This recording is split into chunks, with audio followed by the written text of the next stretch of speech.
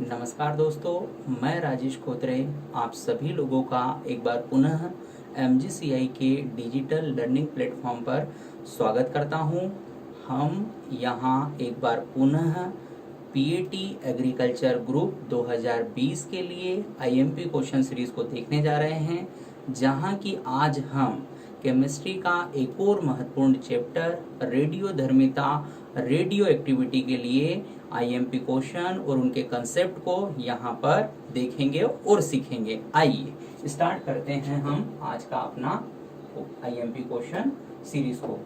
तो हमारे पास यहाँ पहला क्वेश्चन है, अल्फा बीटा और गामा किरणों का वेगों का सही क्रम क्या है? What is the correct order of velocity of alpha beta and gamma rays?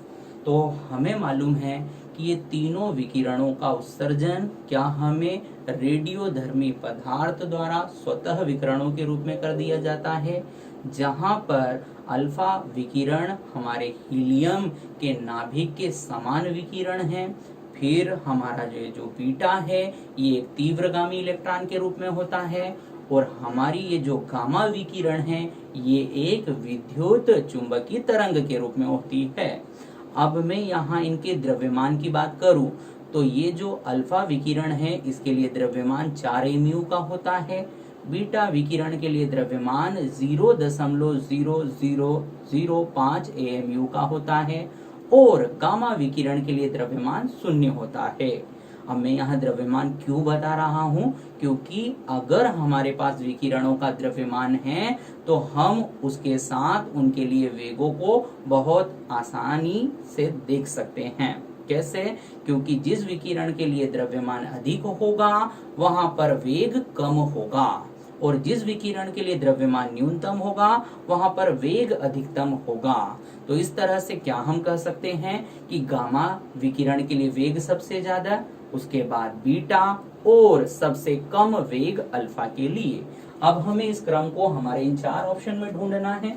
आइए कैसे ढूंढे उसको देखते हैं। तो हमें सबसे ज्यादा गामा के लिए चाहिए, फिर बीटा और फिर अल्फा। तो ये जो हमारा पहला ऑप्शन है, क्या ये गलत ऑप्शन है? क्योंकि यहाँ वेग सबसे ज्यादा अल्फा का कहा जा रहा है, जो कि गलत है। मतलब इस ऑप्शन को गलत मानकर आगे बढ़ते हैं। बी ऑप्शन की बात करें तो यहाँ भी सबसे अधिक वेग अल्फा का दिया जा रहा है, जो कि गलत है। फिर हम बात करें सी की। सी के लिए हमारे पास गामा जो कि वेग में सबसे अधिक है, सही है, बट इसके बाद हमको बीटा चाहिए जो कि यहाँ अल्फा है, मतलब ये ऑप्शन भी क्या है? गलत। अब हम अंतिम आखिरी ऑप्शन की बात करें तो जहां सबसे अधिक वेग गामा का जो कि सही है ऑर्डर के लिए, फिर बीटा जो कि सही है, और लास्ट में अल्फा बिल्कुल करेक्ट। मतलब इस क्वेश्चन का हमारा सही आंसर डी होगा। ठीक है, अब हम बढ़ते हैं अगले क्वेश्चन की ओर। हमारे पास जो अगला क्वेश्चन है यहाँ पर वो है ये, देखें, नाभिकीय अभिक्रिया में हमें थोरियम 90232 को कुछ कणों के उत्सर्जन कर लेड 82 में परिवर्तित कर दिया गया है। उसके लिए हमें कितना अल्फा बीटा कण उत्सर्जित हुआ है, क्या उसकी संख्या को ज्ञात करना है। तो आइए इस तरह के क्वेश्चन को भी हम बहुत इजीली सॉल्व कर सकते हैं। कैसे? उसका भी हमारे पास एक तरीका है। तो हमें जब भी किसी परिवर्तन के लिए अल्फा कण निकालना हो तो वहां पर हम भार में कमी बटे 4 करते हैं। तो जो भी उस परिवर्तन के लिए हमें भार में क्या मिली है? कमी, उस कमी को किससे भाग दे दो? 4, तो हमें अल्फा कण मिल जाएगा। और जब एक बार अल्फा कण आ जाए तो हम वहां से बीटा कण को भी प्राप्त कर सकते हैं। कैसे? तो 2 गुणा अल्फा माइनस परमाणु क्रमांकों की कमी, परमाणु क्रमांक की कमी को कर क्या हम वहां पर बीटा कणों की संख्या को देख लेंगे। तो ये 2 फॉर्मूले हैं जिनकी मदद से हमें इस क्वेश्चन को सॉल्व करना है। आइए जल्दी से क्वेश्चन को सॉल्व करते हैं। तो यहाँ पर 232 था और यहाँ कितना हो गया? 208। तो मेरे पास बाहर में कमी क्या 24 की आई है, जिसको मैं 4 से भाग देने वाला हूँ। तो कितना? 6। ठीक है, तो इस परिवर्तन के लिए अल्फा कण कितना उत्सर्जित हुआ है? 6। अब मुझे बीटा निकालने के लिए 2 गुणा अल्फा मतलब 2 गुणा 6। अब क्रमांक में कमी देख लेता हूँ, पहले 90 था और परिवर्तन के बाद 82, मतलब क्या 8 की कमी आई है? तो हम इस तरह से इसको सॉल्व कराएं, 2 गुणा 6 12, 12 माइनस 8 4। मतलब इस परिवर्तन के लिए क्या हमें 6 अल्फा 4 बीटा कण का उत्सर्जन करना है, जो कि हमारा डी ऑप्शन सही है। ठीक है, चलते हैं अगले क्वेश्चन पर। हमारे पास अगला क्वेश्चन है ये, रेडियो सक्रिय विघटन श्रेणी में 4n+2 का अंतिम उत्पाद है। तो हमारे पास 4 तरह की रेडियोधर्मी विघटन श्रेणी होती है, जिसमें से 3 प्राकृतिक और 1 है कृत्रिम। ठीक है, प्राकृतिक जो प्रकृति द्वारा दी गई है, कृत्रिम जिसको मानव ने निर्मित किया है। ठीक है, और जितनी भी प्राकृतिक श्रेणी है उनका अंतिम उत्पाद लेड होता है। पर यहाँ हमें क्या कई ऑप्शन में लेड दिख रहा है, तो वो कौन सा लेड? तो उसके लिए भी हमारे पास एक बहुत सरल और आसान ट्रिक है। हमें किसी भी रेडियोधर्मी श्रेणी के तत्व की पहचान करना है, तो हम उस तत्व के साथ भार को लेकर 4 का भाग दे दें। किसी भी रेडियोधर्मी तत्व की पहचान करने के लिए कि वो किस श्रेणी का है, तो हम वहां उपस्थित तत्व को लेकर उसके भार से कितने का भाग दे दें? 4 का।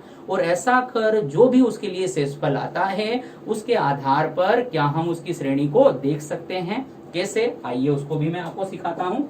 देखें यहाँ जल्दी से। तो हमारे पास भार में भार को कितने से भाग देना है? 4 से। और ऐसा कर हमारे पास शेषफल के रूप में क्या क्या बचे? जैसे शेषफल 0 हो तो हम उसको 4n श्रेणी का कहेंगे। शेषफल 1 हो तो वो हमारे पास 4n+1 होगा। शेषफल 2 हो तो 4n+2 होगा। और शेषफल 3 है तो 4n+3 से, है ना। इस तरह से हमें उसकी श्रेणी की पहचान करना है। उसके लिए भार को किससे भाग देना है? 4 से। जो भी शेषफल आएगा उसके आधार पर उसकी श्रेणी को निर्धारित किया जाएगा। तो हमारे पास जो भी एग्जाम्पल है चेक कर लेते हैं। सबसे पहले हमने ए ऑप्शन वाले क्या इस तत्व को देखा, तो भार कितना है? 208। क्या मैं इसको 4 से डिवाइड करता हूँ तो ये 52 बार में पूरा पूरा, मतलब यहाँ पर शेषफल क्या आया? 0। ठीक है, मतलब क्या ये हमारा एक 4n श्रेणी सीरीज सदस्य है? बी ऑप्शन की बात करता हूँ। बी ऑप्शन के लिए हमारे पास भार 206 है, 4 से डिवाइड करता हूँ। ठीक है, इसको मैं जब काटता हूँ तो यहाँ पर 51 और रिमेनिंग और शेषफल जो बचेगा वो 2 है, मतलब ये हमारे पास 4n+2 सीरीज का मेंबर हो गया। थर्ड जो है हमारे पास 207 है भार, 4 से भाग देता हूँ। क्या इस तरह से हमें शेषफल मिलेगा, जो कि हमें क्या 4n+3 सीरीज का मिल रहा है। ठीक है, लास्ट देख लेते हैं हम जल्दी से। हमारे पास लास्ट है 209। अब 209 के लिए मैं 4 से भाग देता हूँ, तो क्या मुझे इस तरह से यहाँ पर 52+1 मिलेगा, मतलब ये हो जाएगा हमारा 4n+1 सीरीज का। ठीक है, अब मुझे क्या 4n+2 सीरीज का मेंबर चाहिए, जो कि मुझे क्या इस डी ऑप्शन के तत्व के साथ मिल रहा है। ठीक है, तो इस तरह से हम किसी भी रेडियोधर्मी श्रेणी के सदस्य को बहुत आसान तरीके से पहचान सकते हैं। उसके लिए करना कुछ नहीं है, दिए गए तत्व के भार को 4 से भाग देकर जो भी उसका शेषफल आता है उसके आधार पर हमें उसके लिए श्रेणी देखना है। ठीक है, चलते हैं अगले क्वेश्चन की ओर। हमारे पास अगला क्वेश्चन कुछ इस तरह से है, रेडियो सक्रिय तत्व का हमें विघटन स्थिरांक दे रखा है, जिसके लिए वैल्यू है 0.00693 प्रति सेकेंड। हमें इस तत्व के लिए अर्ध आयु निकालना है। ठीक है, तो देखें इसके लिए हमारे पास एक फॉर्मूला है, T12 = 0.693 डिवाइड बाय K, मतलब विघटन स्थिरांक। ठीक है, वैल्यू पुट करना है केवल फॉर्मूले में, तो ये हो गया 0.693 डिवाइडेड 0.00693। ठीक है, मैं इसको थोड़ा चेंज कर लिख सकता हूँ, तो मैं क्या इसको इस तरह से भी लिख सकता हूँ कि मैं ऊपर इंटू 100 का कर दूं और नीचे वाले जो मान है उसको इस तरह से लिख दूं। ठीक है, 2 0 इधर मैंने ट्रांसफर करे, इसलिए ऊपर इंटू 100 का, क्या इसको इस तरह से काट सकता हूँ। तो मेरे पास यहाँ जो हाफ लाइफ टाइम आएगा क्या वो 100 सेकेंड होगा। ठीक है, मतलब मेरा इस क्वेश्चन के लिए आंसर क्या डी होने वाला है। केवल हमें इस फॉर्मूले को क्या यूज कर इस क्वेश्चन को सॉल्व करना है। ठीक है, तो जब भी हाफ लाइफ दिया हो और विघटन स्थिरांक पूछा हो तो हम इस फॉर्मूले का यूज कर सकते हैं, या इसके अपोजिट क्वेश्चन बनाकर दिया गया हो, अर्थात हमें हाफ लाइफ दे दे और विघटन स्थिरांक पूछ ले, तो भी हमें इसी फॉर्मूले को यूज कर अपने क्वेश्चन को करना है। ठीक है, चलते हैं अगले क्वेश्चन पर। हमारे पास अगला क्वेश्चन क्या है देखें। तो अगला क्वेश्चन हमारे पास है, एक रेडियो सक्रिय समस्थानिक का अर्धायु काल 20 घंटे है, 60 घंटे के बाद उसकी कितनी मात्रा शेष रह जाएगी। ठीक है, जब भी किसी क्वेश्चन में हमारे पास अर्धायु काल और विघटन में लगने वाला कुल समय दोनों दिया रहे, तो हमें दोनों समय के साथ सबसे पहले अर्धायु काल संख्या, हाफ लाइफ नंबर निकालना है। ठीक है, उसको कैसे निकालते हैं उसका तरीका देखें। तो हमारे पास हाफ लाइफ नंबर को निकालने के लिए जो फॉर्मूला है वो कुछ इस तरह का है। ठीक है, जिसे हम t यहाँ पर कुल समय के रूप में और हाफ लाइफ में हमारा दिया गया अर्धायु काल समय आ जाएगा। ऐसा कर क्या हमने यहाँ से n की वैल्यू को निकाला, जो कि कितना है 3। अब n हमें बताता है कि हमें एक रेडियोधर्मी पदार्थ को कितनी बार आधा करना है। तो कितनी बार आधा करना है, 3 बार। और जब भी हमारे पास यहाँ रिमेनिंग अमाउंट के लिए फ्रिक्शनल अर्थात अनुपात में मान बचा है, तो हमें उसकी इनिशियल प्रारंभिक जो अमाउंट है, मात्रा है, उसको 1 लेकर चलना है। मेरी बात समझ में आई क्या? कि जब भी हमारे पास किसी रेडियोधर्मी पदार्थ के लिए उसकी बची मात्रा इस तरह से अनुपात में दी हो, तो हमें उसकी प्रारंभिक मात्रा कितनी लेना है, 1। तो मैं यहाँ पर उसकी प्रारंभिक मात्रा 1 लेता हूँ। कितनी बार आधा करना है, 3 बार। तो पहली बार में क्या हमें 1/2 मिलेगा, दूसरी बार जब हम उसको आधा करेंगे तो 1/4 मिलेगा, और तीसरी बार आधा करेंगे तो 1/8। और हर बार आधा होने के लिए जो समय है वो हमारे पास क्वेश्चन में दे रखा है। तो इस क्वेश्चन के लिए हमारे पास जो आंसर आएगा वो क्या, ये होगा 1/8। ठीक है, चलते हैं अगले क्वेश्चन की ओर। अगला क्वेश्चन है, रेडियो एक्टिव विघटन एक है, रेडियो एक्टिव डीके इस। तो ये जो रेडियो एक्टिव विघटन है ये एक प्रथम कोटि अभिक्रिया है, फर्स्ट ऑर्डर रिएक्शन। क्यों? क्योंकि यहाँ जो भी हमारा रेडियो एक्टिव पदार्थ की मात्रा है उसके चेंज से हमें उसकी विघटन की दर, उसके डिसइंटीग्रेशन रेट पर क्या सेम टू सेम प्रभाव मिलता है। कहने का मतलब जितना हम सांद्रता के साथ परिवर्तन करते हैं उतना ही उसकी दर में भी मिलता है। और जब ऐसा किसी रासायनिक अभिक्रिया के लिए हमें प्राप्त होता है तो हम उसको क्या एक प्रथम कोटि अभिक्रिया के रूप में देखते हैं। तो इसके लिए हमारे पास आंसर क्या होने वाला है, फर्स्ट ऑर्डर रिएक्शन, प्रथम कोटि अभिक्रिया। अगला क्वेश्चन देखें, हमारे पास अगला क्वेश्चन है, नाभिकीय अभिक्रिया में X क्या है। तो किसी भी नाभिकीय अभिक्रिया को हम करेक्ट या सही रूप से देखना चाहते हैं तो उसका सबसे सरल और आसान तरीका है कि आपको दोनों ओर का Z मान कैसा चाहिए, बराबर। जो राइट साइड का Z है वो लेफ्ट साइड में चाहिए, और ऐसा ही A के साथ चाहिए। जो A राइट साइड का है वही A लेफ्ट साइड में होना चाहिए। मतलब दोनों ओर का Z मान और A मान योग के बाद कैसा आना चाहिए, बराबर। तो ही आपकी वह नाभिकीय अभिक्रिया सही है। ऐसा कर हम जब किसी नाभिकीय अभिक्रिया को पढ़ते हैं तो वहां पर हमें अभिक्रिया के लिए जो भी अननोन अज्ञात एलिमेंट है, तत्व है, उसकी पहचान भी हो जाती है। कैसे, देखो अब यहाँ पर हमारा Z 7 और कितना है 1, तो हम दोनों का योग करते हैं तो कितना आता, 8। और हमें यहाँ ऑलरेडी कितना दिया हुआ, 8।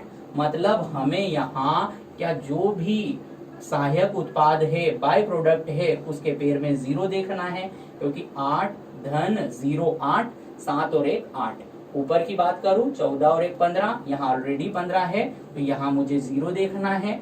जब पेयर और इस भाग पर 0 हो, समझ लेना क्या वो हमारा गामा होगा। तो इसके लिए जो हमें आंसर देखना है X के रूप में वो क्या, गामा है। ठीक है, तो इस तरह हम किसी भी नाभिकीय अभिक्रिया में क्या अननोन अज्ञात तत्व की पहचान कर सकते हैं क्या, उसके लिए इस कंसेप्ट को ध्यान में रखना है।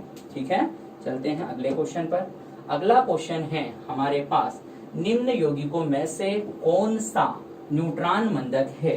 तो नाभिकीय रिएक्टर अभिक्रिया में हम क्या न्यूट्रॉन की गति को स्लो करने के लिए दो तरह के कंपाउंड का जनरली उपयोग करते हैं। एक तो है भारी जल, जिसको हेवी वाटर कहते हैं, जिसका सूत्र D2O होता है, और दूसरा हमारे पास जो पदार्थ है वो ग्रेफाइट है। तो हमें ऑप्शन में देखना है कि ग्रेफाइट और भारी जल में से कौन सा हमें दिया गया है। तो H2O आंसर नहीं है, D2O हाँ यही हमारा आंसर है, N2O नहीं, Cl2O नहीं। तो हमारा इस क्वेश्चन के लिए बहुत सिंपल तरीके से आंसर मिल गया। ठीक है, आगे बढ़ते हैं। हमारे पास अगला क्वेश्चन है कि X9238 परमाणु से एक अल्फा एक बीटा कण का उत्सर्जन कर हमें जो नया तत्व मिलता है उसके लिए हमें क्या न्यूट्रॉन संख्या देखना है। आइए इस क्वेश्चन को कैसे सॉल्व करते हैं उसका तरीका यहाँ हम देखें।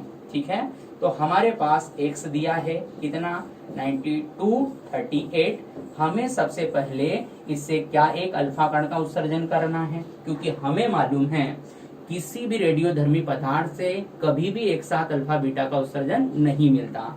और हमें मालूम है क्या एक अल्फा कण उत्सर्जन पर क्या हमें नए तत्व के क्रमांक में 2 की कमी और भार में 4 की कमी मिलती है।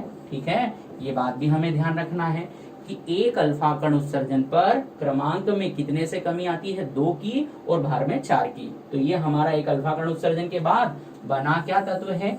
फिर हमें यहाँ से एक बीटा कण का उत्सर्जन देखना है, और हमें ये भी मालूम है कि जब भी कोई रेडियोधर्मी तत्व एक बीटा कण का उत्सर्जन करता है तो उसके क्रमांक में एक इकाई की क्या हो जाती है, वृद्धि।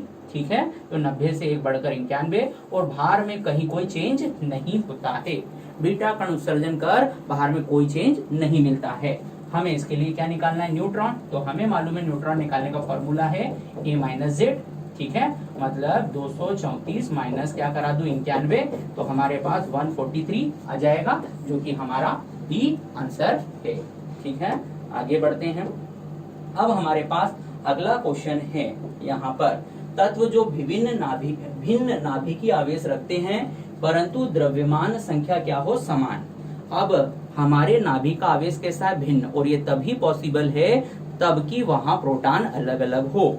और प्रोटॉन क्या क्रमांक के लिए रिस्पॉन्सिबल है, मतलब हमें यहाँ क्रमांक को अलग अलग बताया जा रहा है किंतु भार कैसा बताया जा रहा है, एक समान। और ऐसा हम क्या एक संभारिक के लिए देखते हैं। संभारिक अलग अलग तत्व के ऐसे परमाणु जिनके लिए क्रमांक अलग हो और भार समान हो। तो हमारा इस क्वेश्चन के लिए क्या आंसर संभारिक हो जाएगा, जिसको हम इंग्लिश में आइसोबार कहते हैं। ठीक है, अब हमारे पास जो अगला क्वेश्चन है वो क्या है, पढ़ते हैं। निम्नलिखित में से कौन सा तत्व का उपयोग पुरातत्व विभाग में किया जाता है, अथवा जीवाश्म के अंकन विधि में कौन से रेडियो एक्टिव तत्व का हम उपयोग करते हैं। तो जब भी जीवाश्म की बात आए या हमारे फॉसिल्स की बात आती है तो हम उसके जीवन काल, उसकी आयु का निर्धारण क्या कार्बन 14 के साथ कराते हैं। ठीक है, तो जीवाश्म की आयु काल का पता करने के लिए हमें कौन से तत्व का इस्तेमाल करना है, कार्बन 14 का। ठीक है, चलो आगे बढ़ते हैं। हमारे पास जो अगला क्वेश्चन है वो है ये, परमाणु बम निम्न में से किस सिद्धांत पर आधारित है। नाभिकीय संलयन, नाभिकीय विखंडन, रेडियो सक्रियता, नाभिकीय विखंडन एवं संलयन। तो हमें मालूम है एटॉमिक बम किस सिद्धांत पर आधारित है, तो वहां पर क्या हम नाभिक का विखंडन कराते हैं, अर्थात वहां पर एक भारी नाभिकों को क्या 2 हल्के नाभिकों में तोड़ते हैं। तो हम इस परमाणु बम के लिए जो सिद्धांत कहेंगे वो न्यूक्लियर क्या फिजन होगा, नाभिकीय विखंडन होगा। किंतु हाइड्रोजन बम पूछता तो हम उसके लिए नाभिकीय संलयन कहते। तो 2 बम हैं, उन दोनों के लिए 2 अलग अलग कंसेप्ट को देखा जाता है। परमाणु बम तो हमारा नाभिकीय विखंडन होगा और हाइड्रोजन बम तो हमारा नाभिकीय संलयन होगा। ठीक है, इनको एग्जाम में क्वेश्चन के रूप में पूछा जाता है। हमारे पास रेडियो एक्टिविटी में लास्ट और जो फाइनल क्वेश्चन है वो है बीटा विघटन में एनपी अनुपात किस तरह से चेंज होता है। तो बीटा विघटन हम सब जानते हैं, जहां हमारा न्यूट्रॉन टूटकर क्या प्रोटॉन इलेक्ट्रॉन बनाता है और वहां से इलेक्ट्रॉन को बीटा कण के रूप में नाभिक से बाहर कराया जाता है। और ऐसा करने पर हमें जो एनपी अनुपात का मान है वो पहले की तुलना में कम होकर मिलता है। ठीक है, तो बीटा विघटन पर एनपी अनुपात का मान क्या होता है, कम। इसके अलावा जो भी हमारे पास रेडियोधर्मी तत्व के उत्सर्जन हैं उनसे एनपी अनुपात के मान को क्या बढ़ाया जाता है, जैसे कि अल्फा, जैसे कि के कोष इलेक्ट्रॉन अधिग्रहण। ठीक है, तो हमारा इस क्वेश्चन के लिए जो आंसर होगा वो क्या होने वाला है, यहाँ पर हम इसको क्या करते हैं, घटाते हैं। ठीक है, चलते हैं आगे और इस तरह हमें यहाँ पर हमारा ये जो है आज का रेडियोधर्मिता वाला हमारा आईएमपी क्वेश्चन सीरीज है वो कंप्लीट होता है। इन क्वेश्चन के साथ आपका ये चैप्टर कंसेप्ट के माध्यम से कंप्लीट होता है। हमने हर कंसेप्ट को यहाँ पर लेकर इस चैप्टर में पूछे जाने वाले क्वेश्चंस को कवर किया है। ठीक है, सबको धन्यवाद।